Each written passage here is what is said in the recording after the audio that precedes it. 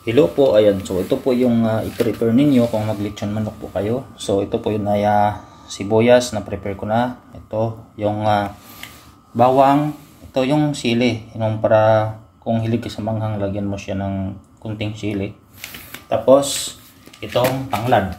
So ang tanglad, ito yung number 1 na makapasarap. So kung maraming tanglad, mas masarap. Kaya tatlong nilagay ko. So ngayon ay nilagyan natin ito ng tuyo patis. Tsaka ito, paminta na powder. Tsaka ito, yung magic natin. Tsaka yung asin. Ayan. So, ayan po. So ilagay na po natin. Unahin natin ilagay itong tanglad. Ayan. So ito na po yung hinalo kong patis, yung tuyo, at saka mas maganda may kalamansi. Kaso wala tayong kalamansi. Kaya nilagyan ko ng konting suka. Ayan guys. So tatlong tanglad. Mas marami, mas masarap. Ayan, dapat ihiwalay mo siyang tatlo.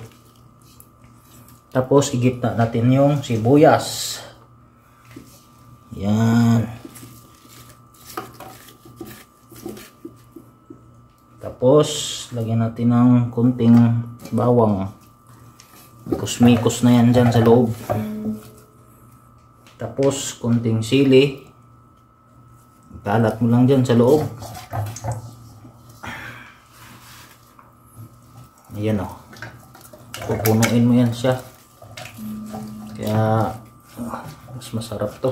Maraming tanglad eh. Yan. Siksik lang natin sa loob. Lagyan natin ng powder.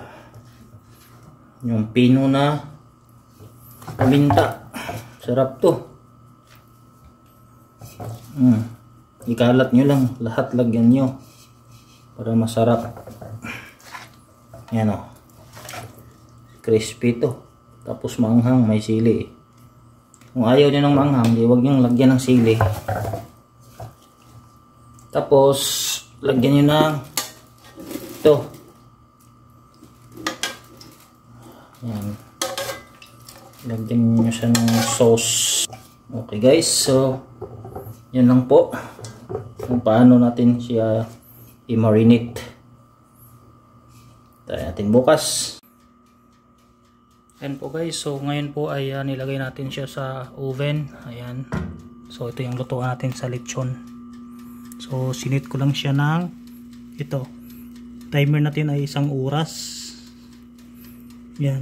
Tapos sinit ko siya sa yung oven kasi may pilian dalawa. May top lang na init or may dito sa kabila dalawa.